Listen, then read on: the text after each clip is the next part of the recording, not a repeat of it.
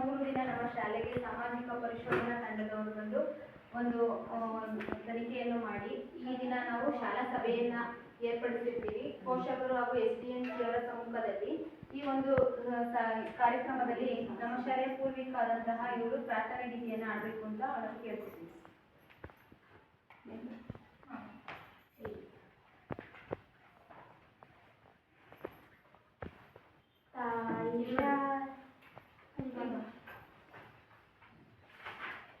ತಾಯಿ ಶಾರದೆ ಲೋಕ ಪೂಜಿತೆ ಜ್ಞಾನದಾತೆ ನಮೋಸ್ತುತೆ ಪ್ರೇಮದಿಂದಲೇ ಸಲಹು ಮಾತೆ ನೀಡು ಸಮ್ಮತಿ ಸೌಖ್ಯದಳಮ್ಮ ನಿನ್ನ ನಂಬಿದ ಕಂದರಮ್ಮ ನಿನ್ನ ಕರುಣೆಯ ಬೆಳಗಲಮ್ಮ ನಮ್ಮ ಕೋರಿಕೆ ಆಲಿಸಮ್ಮ.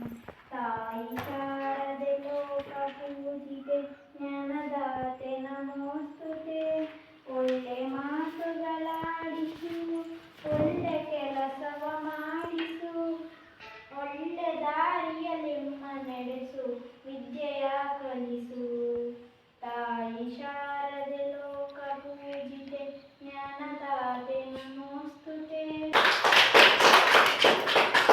ಪ್ರಾರ್ಥನಾ ಗೀತೆಯನ್ನು ನೆರವೇರಿಸಿಕೊಂಡಂತಹ ನಮ್ಮ ಶಾಲೆಯ ವಿದ್ಯಾರ್ಥಿಯಾದಂತಹ ಪೂರ್ವಿಕರಿಗೆ ಧನ್ಯವಾದಗಳು. ಈ ಒಂದು ಸಮಾರಂಭದಲ್ಲಿ ಸಹಾಯಕ ತೋಟಗಾರಿಕೆ ಅಧಿಕಾರಿಗಳಾದಂತಹ ಶ್ರೀಯುತ ರಾಜಶೇಖರ್ ಅವರು AHO ರವರು ಇವರು ಅಧ್ಯಕ್ಷವನ್ನ ಕೋರ್ತಾ ಇದ್ದೀವಿ.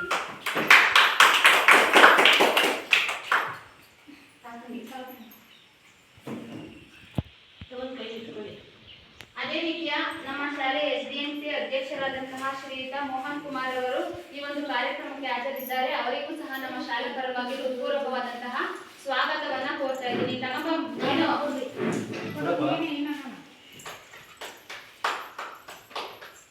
ಚಪ್ಪಳೆ ಜೋರ ಹೊಡಿಬೇಕು ನೀವೇ.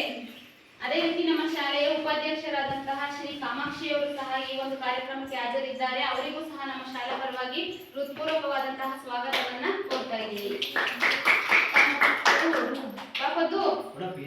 ನೀನೇ ಕೊಡ್ಕೋಬೇಕ ಎಲ್ಲ. ಅದೇ ರೀತಿ ನಮ್ಮ ಶಾಲೆಯ ಮತ್ತೊಬ್ಬ ಪೋಷಕರಾದಂತಹ ಶ್ರೀ ತೇಜಸ್ವಿನಿ ಅವರು ಸಹ ಈ ಒಂದು ಕಾರ್ಯಕ್ರಮಕ್ಕೆ ಆಗಮಿಸಿದ್ದಾರೆ. ಅವರಿಗೂ ಸಹ ನಮ್ಮ ಶಾಲೆಯ ಪರವಾಗಿ ಹೃತ್ಪೂರ್ವಕವಾದಂತಹ ಸ್ವಾಗತವನ್ನ ಕೋರ್ತಾ ಇದ್ದೀವಿ. ಅದೇ ರೀತಿ ಮತ್ತೊಬ್ಬ ಪೋಷಕರಾದಂತಹ ನಮ್ಮ ಶಾಲೆಯ ಶ್ರೀಮತಿ ಭಾಗ್ಯಮ್ಮ ಇವರು ಸಹ ನಮ್ಮ ಶಾಲೆಯ ಈ ಒಂದು ಕಾರ್ಯಕ್ರಮಕ್ಕೆ ಭಾಗವಹಿಸಿದ್ದಾರೆ. ಅವರಿಗೂ ಸಹ ನಮ್ಮ ಶಾಲಾ ಪರವಾಗಿ ಹೃತ್ಪೂರ್ವಕವಾದಂತಹ ಸ್ವಾಗತವನ್ನ ಕೋರ್ತಾ ಇದ್ದೀವಿ. ಅದೇ ರೀತಿ ಈ ಒಂದು ಸಾಮಾಜಿಕ ಪರಿಶೋಧನಾ ತಂಡದ ಸದಸ್ಯರಾದ ಶ್ರೀಮತಿ ಜಯಲಕ್ಷ್ಮಿ ಅವರು ಸಹ ಈ ಒಂದು ಕಾರ್ಯಕ್ರಮಕ್ಕೆ ಆಗಮಿಸಿದ್ದಾರೆ. ಅವರಿಗೂ ಸಹ ನಮ್ಮ ಶಾಲೆಯ ಪರವಾಗಿ ಸ್ವಾಗತವನ್ನ ಕೋರ್ತಾ ಇದ್ದೀವಿ. ಹಾಗೆ ಮತ್ತೊಬ್ಬ ಸದಸ್ಯರಾದಂತಹ ಜಯಲಕ್ಷ್ಮಿ ಅವರು ಸಹ ಈ ಒಂದು ಕಾರ್ಯಕ್ರಮಕ್ಕೆ ಆಗಮಿಸಿದ್ದಾರೆ. ಅವರಿಗೂ ಸ್ವಾಗತ. ಹಾಗೆ ಉಮೇಶ್ ಸರ್ ಅವರು ಮತ್ತೆ ಜಲಜಾಕ್ಷಿ ಇವರಿಗೂ ಸಹ ನಮ್ಮ ಶಾಲಾ ವತಿಯಿಂದ ಹೃತ್ಪೂರ್ವಕವಾದಂತಹ ಸ್ವಾಗತವನ್ನ ಕೋರ್ತಾ ಇದ್ದೀವಿ. ಈ ಒಂದು ಕಾರ್ಯಕ್ರಮದ ಕುರಿತಾಗಿ ಶ್ರೀ ಜಯಲಕ್ಷ್ಮಿ ಇವರು ಸಹ ನಮ್ಮ ಶಾಲೆಯ ಒಂದು ಬಗ್ಗೆ ಪ್ರಾಸ್ತಾವಿಕ ನುಡಿಯನ್ನ ಮಾತಾಡ್ತಾರೆ. ಅವ್ರಿಗೆಲ್ಲರಿಗೂ ಅವಕಾಶ ಮಾಡಿಕೊಡೋಣ.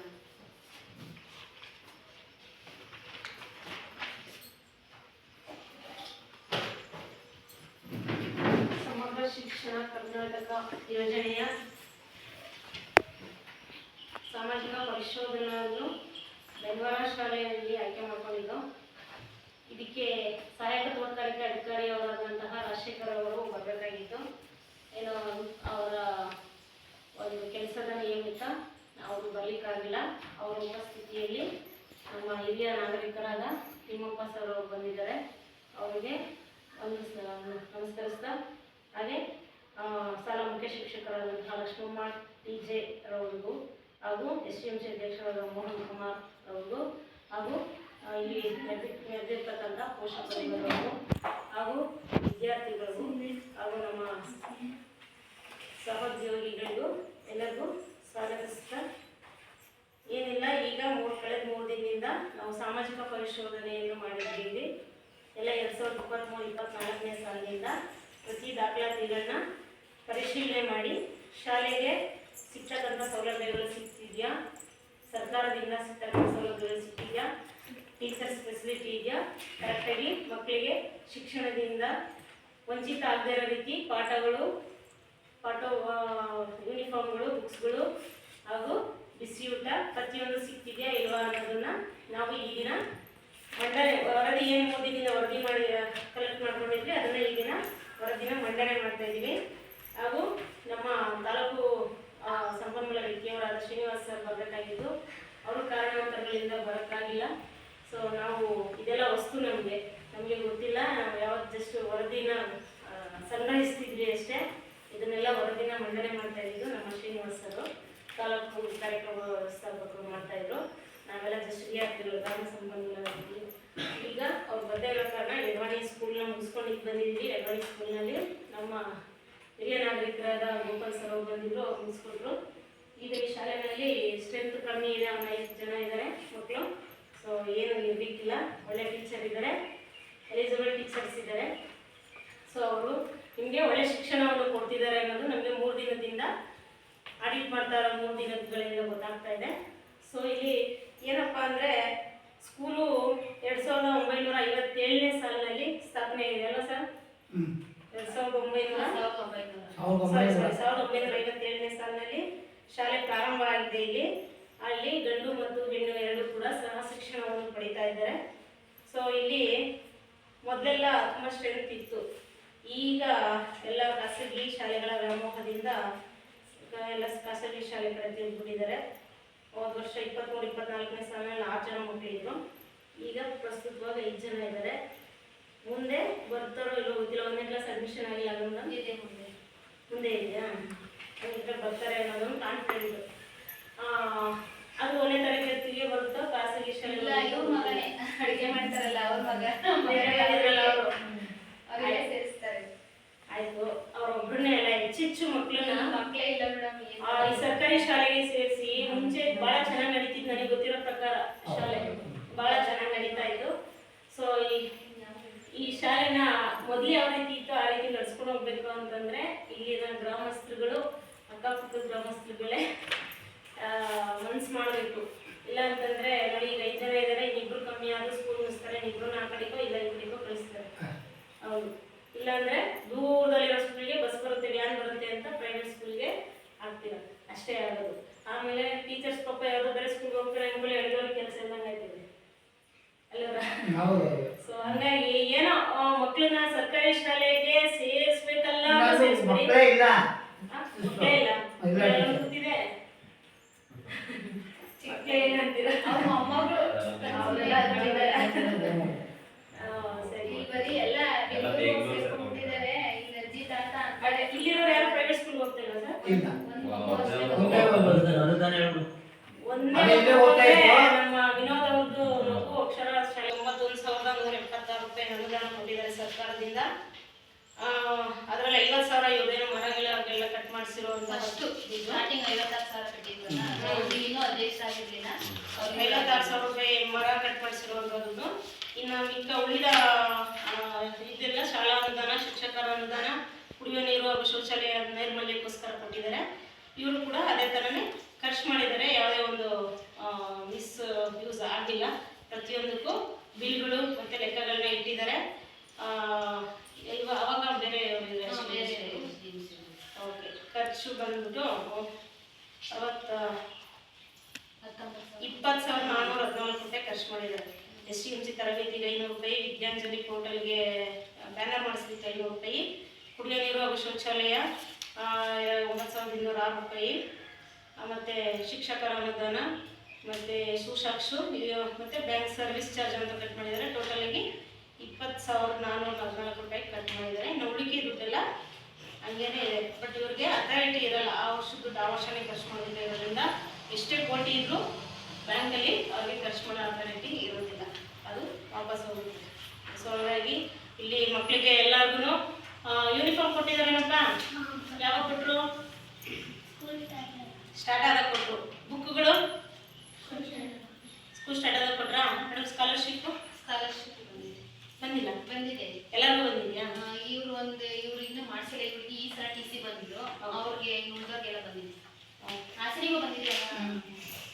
ಮತ್ತೆ ಇಲ್ಲಿ ಕುಡಿಯೋ ನೀರಿನ ಮೂಲ ಏನಪ್ಪಾ ಅಂತಂದ್ರೆ ಗ್ರಾಮ ಪಂಚಾಯತಿಯಿಂದ ಬರ್ತಕ್ಕಂತಹ ಜಲಜೀವನ್ ನೀರನ್ನೇ ಏನು ಪರಿಶೀಲನೆಗೊಳಿಸಿ ಅದನ್ನೇ ಕೊಡ್ತಾ ಇದ್ದಾರೆ. ಸೊ ಯಾರಾದರೂ ದಾನಿಗಳು ಅಥವಾ ಯಾರಾದರೂ ಇಲ್ಲ ಅನುದಾನ ದುಡ್ಡೇನೋ ಉಳಿಕೆ ಈ ಥರ ಇದ್ದರೆ ಫಿಲ್ಟರ್ ಹಾಕೊಂಡ್ರೆ ಮಕ್ಕಳು ಉತ್ತಮವಾದ ನೀರನ್ನು ಕುಡೀಲಿ ಅನ್ನೋದು ನಮ್ಮ ಒಂದು ಇದು. ಯಾಕೆಂದರೆ ಇವಾಗ ಬರ್ತಕ್ಕಂಥ ನೀರುಗಳು ಎಲ್ಲೆಲ್ಲಿ ಏನೇನು ಕಲುಷಿತ ಆಗುತ್ತೆ ಅಂತ ಗೊತ್ತಿರಲ್ಲ. ಮಕ್ಕಳ ಆರೋಗ್ಯ ದೃಷ್ಟಿಯಿಂದ ಉತ್ತಮವಾದ ನೀರನ್ನು ಕೊಡಬೇಕು ಅನ್ನೋದು ಸರ್ಕಾರದ ಯೋಜನೆ. ಬಟ್ ಸ್ಟ್ರೆಂತ್ ಇದ್ರೆ ಏನಾದರೂ ಮನ್ಸು ಮಾಡ್ಬೋದು. ಬಟ್ ಹೌದು. ಆಮೇಲೆ ಬಿಸಿ ಊಟ ಕೊಡ್ತಾ ಇದಾರೆ ದಿನ. ಮೊಟ್ಟೆ ಕೊಡ್ತಾರಾ? ಎಷ್ಟು ದಿನ ಕೊಡ್ತಾರೆ ಮೊಟ್ಟೆ? ಸೋಮವಾರ ಕೊಡ್ತಾರಾ? Very good. ಶನಿವಾರ ಏನು ತಿಂತೀರಾ? ಶನಿವಾರ ಅಲ್ಲ, ಹಾಲಿನ ಶನಿವಾರ ಕೇಳ್ತಾರೆ. ಮೊಟ್ಟೆ ಕೊಡ್ತೀನಿ. ಬೇರೆಯವರೆಲ್ಲ ಯಾರೋ ಮೊಟ್ಟೆ ತಗೊಂಡು ತಿನ್ನಲ್ವೇನ್ರೋ? ತಿಂತೀರಲ್ವಾ? ಹೇಳ್ಬೋದು ಧೈರ್ಯವಾಗಿ. ನೀವು ಏನೇನು ತಿಂತೀರೋ ಅದನ್ನ ಧೈರ್ಯವಾಗಿ ಹೇಳಿ. ಏನಾದರೂ ಆಮೇಲೆ ಟೀಚರ್ಸ್ ಕರೆಕ್ಟ್ ಟೈಮಿಗೆ ಬರ್ತಾರಾ ಶಾಲೆಗೆ? ರೆಗ್ಯುಲರ್ ಆಗಿ ಬರ್ತಾರಾ? ಸರಿ. ಇಲ್ಲಿ CWS ಯಾರು ಮಕ್ಕಳಿಲ್ಲ ಅಂದರೆ ವಿಶೇಷ ಅಗತ್ಯವುಳ್ಳ ಮಕ್ಕಳು ಆವಾಗ 2023-24 ಮಕ್ಕಳವರಿಂದ ಅವರ ಗಮನಕ್ಕಾಗಲಿ ಅಥವಾ ಬೇರೆಯವರು ಅವ್ರನ್ನ ಬೇರ್ಪಡಿಸುವಿಕೆಗಾಗಲಿ ಅವಕಾಶ ಇರೋದು ಮಾಡ್ಕೊಡೋ ಆ ಥರ ಇಲ್ಲ. ಅವ್ರನ್ನ ಎಲ್ಲರಲ್ಲೂ ಒಬ್ಬರು ಅನ್ನೋ ಥರ ಬೆಳೆಸಬೇಕು.